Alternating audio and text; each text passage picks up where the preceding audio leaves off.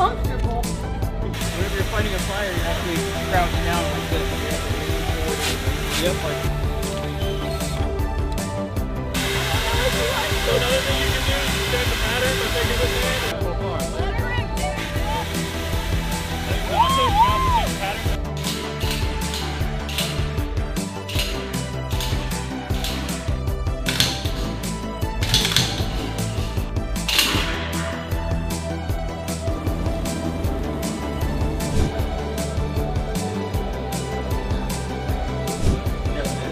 Also, we have the champion too.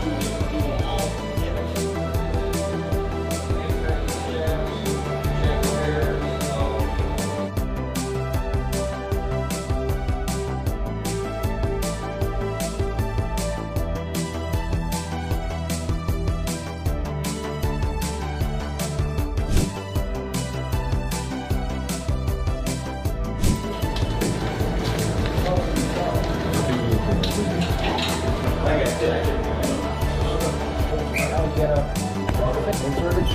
Load McGriddle. Do that perfect direction.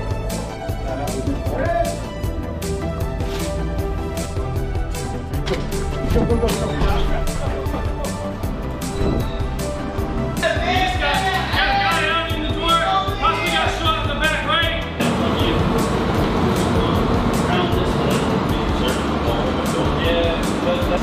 You have coverage, right?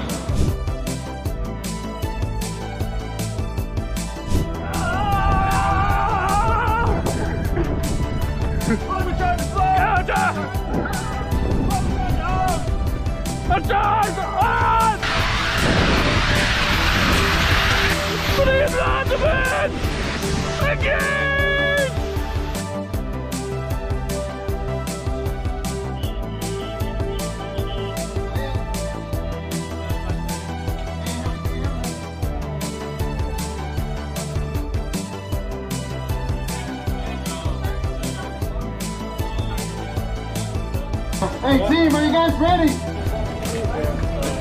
Thank you. Team, are you guys ready? Team lead. Make way. Coming here, coming down. Big hole! I want to go on air right now. You guys good? On air. On air. Enter space. Go, go, go. Get in. Get low, get low, get low.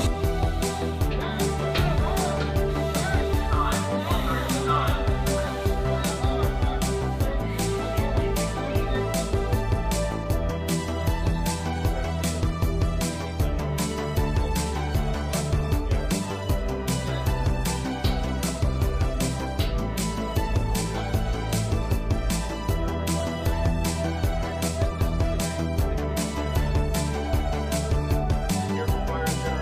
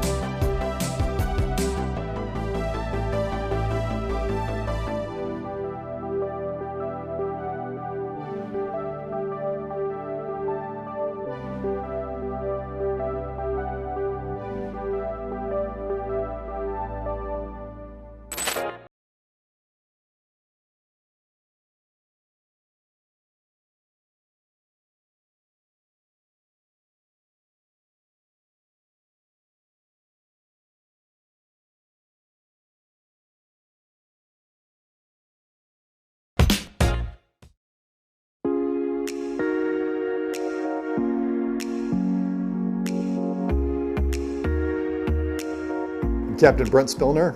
I've been a United States Navy submarine officer for 24 years now. I'm the commanding officer of Emory S land. I grew up in Cary, Illinois, which is a suburb of Chicago. Some of the things that were real highlights for me, definitely all the times we solved a problem for someone. I've been very impressed with the repair department. Twice this year they've done creative repairs on USS Michigan where there were some hydraulic repairs that needed to happen. The material called for in the ship's drawings was not available. And so our welding and machine shop came up with creative solutions to fabricate basically exactly what they needed, get that ship back out to sea, and weeks ahead of what the shipyard estimates would have been. So that was great, but we see that every day. Weapons department has been pushing hard, bringing on some new capabilities, pushing to get us better able to execute our expeditionary rearm mission when we deploy next year. I'm inspired by that. I'm inspired by all the things they're doing, getting ready for Harpoon missiles and everything else. Our nuclear repair divisions have been working hard, developing what we call expanded core capabilities. They're doing certifications this week to do a pretty intense valve repair with freeze seals, kind of thing you'd normally only see in a shipyard, and we're bringing that capability out to the Western Pacific. Tenders haven't done that for decades, and so that's inspiring to me. And probably the biggest highlight, though, it's not really a highlight. Typhoon Maywar striking the island was a tough time for everyone, kind of reinforced how fragile we are out here, the westernmost territory in the United States. But I was very proud to be part of Team Tender and see what they were doing in terms of restoring in hours or days critical services and capabilities that would take weeks or months if you had to rely on off-island contractors. And so that was really inspiring to see the whole Team Tender family come together, working with our partners in the CBs, the performance monitoring team, et cetera, but doing a lot of good things for DoD installations across Guam and the people of this beautiful island. So that was, not the most enjoyable part of the summer and my command tour so far, but definitely inspiring and reminded me of why we're out here and why it's so important that we do what we do. Like everybody, I think video games, skateboarding.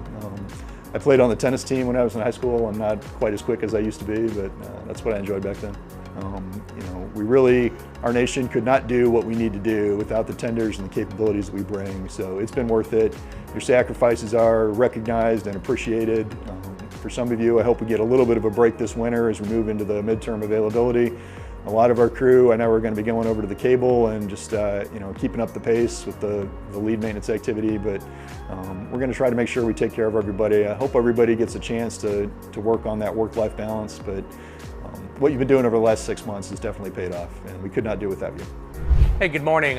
Commander Mike Fasano. I'm the executive officer on the USS Emory S land, born in East Patchogue, New York. So it's a tough question. I think I look at the pay disparity between junior enlisted as compared to the rate of inflation that the country's seeing. And while I know that there are initiatives to level that out, I think that I'd really want a bottom-up approach to pay and allowances, specifically things like the cost of living allowance that sailors get when they're assigned overseas. I get that the government spending is a touchy subject, and I know that there are probably a lot more smarter people than me doing this work, but I think if we want to retain some of our best and brightest, we need to provide them with at least the monetary compensation that they could find elsewhere in the civilian sector. Yeah, so we're in an exciting time right now on the Emory S land. I'm looking forward to transition into the midterm availability, get the ship in top material condition, so we can be ready to shift to the expeditionary deployment and go provide our impressive services to wherever the mission tasks us to. So looking forward to breaking vacuum from the pier and getting out to sea. After kind of all my sea tour and stuff, my midlife crisis was I always wanted to learn how to fly. So I worked really hard and I earned every certification all the way up through flight instructor, and I enjoy flying and teaching others about aviation. I've been doing this, not the XO gig, but the Navy gig for about 32.5 years.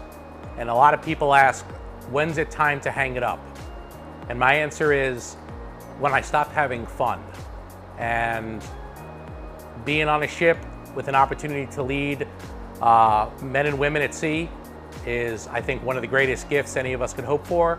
And as long as they keep giving me opportunities to do that, I'll stay in as long as they'll have me. I'm Master Chief John Renner. I'm the Command Master Chief for USS Emory S land. and my hometown is Tool, Texas. With the Navy's recent decision to change to Tom Rate Base for E4 advancement, I think that it benefits the sailor as they are coming to the decision points in the Navy of whether to stay in, get out, that everybody is at least an E4 by the time they get to that point. Allows for higher SRB level awards if they do decide to stay Navy. I think the most important trait of a successful sailor is their eagerness and willingness to learn to become a subject matter expert. I think that in the long run benefits them as they learn and grow in their trait, and that institutional knowledge across the Navy, and it continues to help the ship pace. The more they know, the better off we are as a team. My favorite hobby when I was in high school was golf. I played quite a few sports, but golf always allowed me to get out from class a little bit early, and that's continued on. That's still probably my favorite hobby. Haven't gotten much better at it through the years, but I like to get out and play.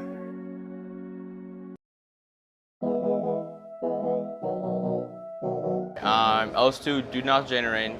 I work in supply. Yeah, my name's Brian Andrade Espinoza. I work in admin or exec. E1 Castile and R2 office just for 06 Alpha. I'm LS3 Dorothy Oriskar, and I work in the S6 subsat shop. So I am Ensign Irvin Harris, dispersing and sales and services officer. If I had to be any other rate, maybe like LN, because that's like a legalman. It's like the closest thing to a lawyer. So if I could do any other job in the Navy, I guess my ideal job would be probably stationed somewhere in Italy, working with the troops out there, maybe with NATO, to help make things happen, you know, protecting our allies over there in Europe. Oh, HM would be nice. Would be nice. You know, different field. Yes, I know I'm an engineman, get my hands dirty, but it would be nice just to at least see different things. You know. I would say IT. Yeah, I got a couple buddies in ADP, and they're pretty solid workers, and they're pretty fun. So I would say IT. If I was to choose another rate, I'd probably choose to be an MC because they never have to do the interviews. They just record them. Oh, my favorite food on the mess deck is probably going to be the steak. I'm not a steak guy, but they make it good here, and not just in the wardroom. My favorite food when I think it was the second year I came on board. They used to have like these, it was like angel cake texture, but there was like little squares with powdered sugar on top. Those were good. I would get like 4 or 5 of them, put them on a hot plate, and then just take them home and just devour them. Those were like godly. My favorite food in the mess are the cheesecake. I would have to say all of it because the fact that Bahrain didn't have any good food. Just saying. I like the chicken pasino. I don't know how you exactly say it, but I like that. I really always get excited. They usually serve it for breakfast, so I'm always like excited when they have that. It's delicious. I like it. All right, my favorite memory on board was the first swim call I was ever a part of. I was the first one in and first one out in like 5 seconds. Yeah, my favorite memory was when we would go on these little underways, and we just had to get our research, and our shop would just, after working hours, we would make like hot dogs, popcorn. Well, you might think I'm a bad father, but I do like to embarrass my kids when it comes to their first day of school, and hey, first day of school was just a couple days ago, so yeah, I got my laughs. My favorite memory on board was my birthday last year. I had turned 20, and it was nice because everyone celebrated with me. There was even a co-worker, my LPO, his wife brought in, he baked a cake for me, and they were all like singing and stuff. So that was like a nice, like happy memory, and I was grateful that everyone wanted to celebrate with me. We did ESL Day a couple months ago, and supply absolutely crushed everybody else, except in the tug of war, but those guys are big. After the Navy, I would want to be a real estate agent. After I get out of the Navy, honestly, I want to look more into investing, more into just trying to create a better future for my kids. That's it. I'm not sure what I want to do after the Navy. I'm trying to figure that out. Like, I actually came into the Navy because I didn't know what I wanted to do with my life. So I'm using this as a time period to like figure out what I like and what I don't like. And I'm working on starting college. I hope like what I go to college for, you know, the Navy's paying for it. I hope what I went to school for, I can work on it in the real world. So I'm just figuring it out right now. Oh, after the Navy. Well, what I want to do after the Navy is retire, get a nice pension check, get a farm, and live very far away from everybody. Boom, yeah. All right.